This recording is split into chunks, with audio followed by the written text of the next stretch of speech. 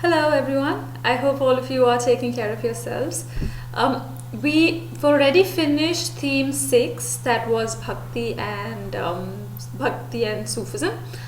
We're now going to have a look at theme 7, and before I begin, I'd like to repeat myself. I hope all of you have got the notes and have been writing them down in your classwork or any other notebook, which we can compile properly later.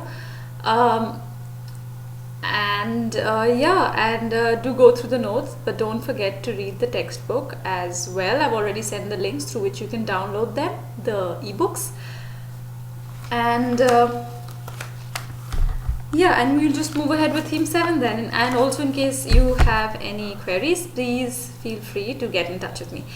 Well, theme 7 deals with the imperial city of Vijayanagar, situated in South India, in present-day Karnataka. It's also known as Hampi. Today, it's a very famous tourist destination. Just a second. So, Vijay means victory, and Nagar means city. So, Vijayanagar literally means the city of victory. The time period we look at is 1336 to 1648. So, Vijayanagar was the area, and it had 4 dynasties or 4 different ruling families. It started with the Sangama dynasty, then the Saluva dynasty, Tuluva dynasty, and finally the Aravidu dynasty. So the first dynasty's name I took was the Sangama dynasty. So it was established by the Sangama dynasty by 2 brothers who belonged to that family named Harihara and Bukka. The most famous king to have ruled Vijayanagar belonged to the 3rd dynasty, that is the Tuluva dynasty. His name was Krishnadeva Rai. So Vijayanagar flourished till 1646. However, it was discovered, or it was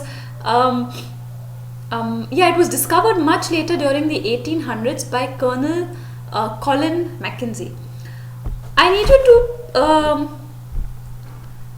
very carefully just pay attention to these 2 words. When I say who founded the dynasty, it means who established the dynasty, alright? But when I say who found the dynasty, it means who discovered the dynasty. So in case it comes like fill in the blanks, who founded the Vijayanagar Empire? Harihara and Bukka, right? But who found or who discovered the Vijayanagar Empire? It would be Colonel Colin Mackenzie, which means Colin Mackenzie came in the picture years later after the Vijayanagar Empire. But he found it like you find treasure. So that's a similar idea there. So just be careful with the spellings of these words. The sources that we've used to recreate the history of the empire are mostly the works of foreign travelers. The names of these travelers are Domingo Paes, Fernando Nunes, and Niccolo de Conti. In fact, all the sources also in your textbook would be excerpts from the travel accounts of these travelers. We've also found literature in Telugu, Kannada, Tamil, and Sanskrit, and we've helped it recreate the history of the dynasty. And then we have temple recordings. Very interestingly, Vijayanagar, situated in the south, during the medieval ages, was a Hindu kingdom. It's important because at this time, the rest of its neighbors, except Orissa, which was a little further away, its immediate neighbors were Muslim rulers, the sultans of Deccan. So it's important to see how, although this was a Hindu kingdom, it flourished and it did very well, and also it had both the communities of Hindus and Muslims living together peacefully within its kingdom. In the north, its neighbors were the sultans of Deccan, like I've said, and further away you had Orissa, and the rulers in Orissa were the Gajpati rulers. Our first subtopic is going to be political system and administration. How were they running the kingdom? How was the government functioning?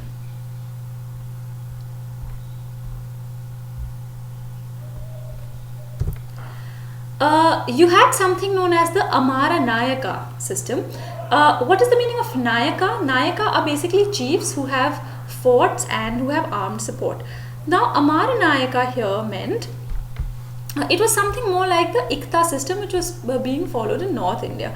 Ikta system is basically, or if you remember the syllabus of Form 11, where we had to look at how there was the crown or the king, and then under him there were various nobles or feudal lords, and under them there were knights, and so on and so forth.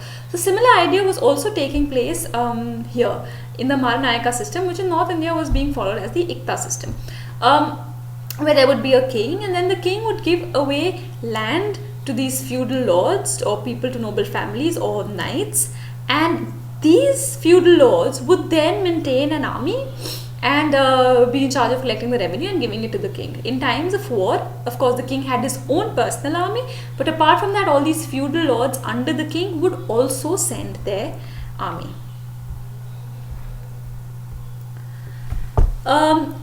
What work did these chiefs under the Maranayaka system do? They governed territories given to them by the Raya. The Raya means the king, the Raja.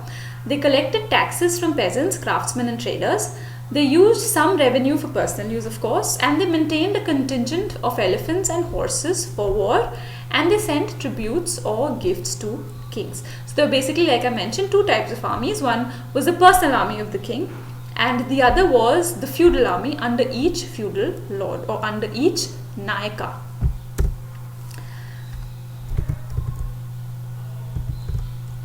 The city, change the slide please, the city, capital and around. Pace mentioned in his travel accounts that the capital was so huge that he could not see it from one spot, even though he was standing atop a hill.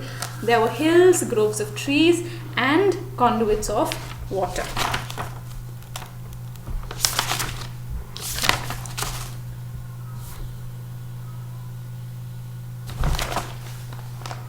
A similar mention of this, what I just mentioned in detail, you would find in source number 3. So when you're doing the sources for this chapter, you should find them very easy because most of it would be discussed in your notes. Unlike other chapters where they are discussed in notes, but then they're also much more extensive in their own way. The first subtopic under the city is water resources or hydraulic systems. Well, the main river there was the Tungabhadra. So the Tungabhadra river formed a natural basin. The empire, or the capital rather, Vijayanagar, was surrounded by granite hills that formed a girdle. Reservoirs, there were reservoirs there of various sizes. It's very interesting. See, if it's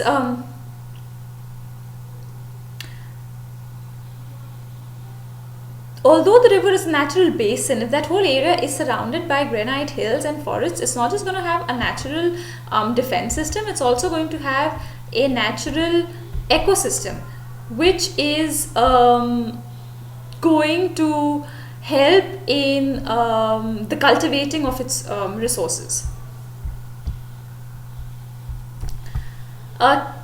Tanks were also built, so there were also man-made artificial tanks. The public tank was known as the Kamalapuram tank, which means this was used by the subjects living under the king. There was also a canal known as the Hiriya Canal, which separated the urban center from the urban core.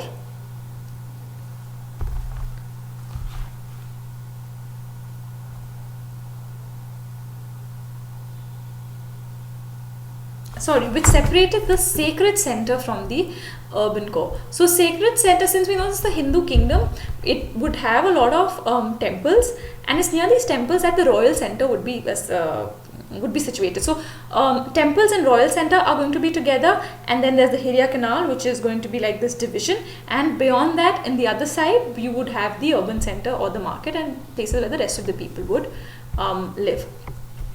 Royal enclosure and temple complexes had a well-connected water distribution system for royalties and ceremonies. So there's already one big tank for the public known as the Kamalapuram tank.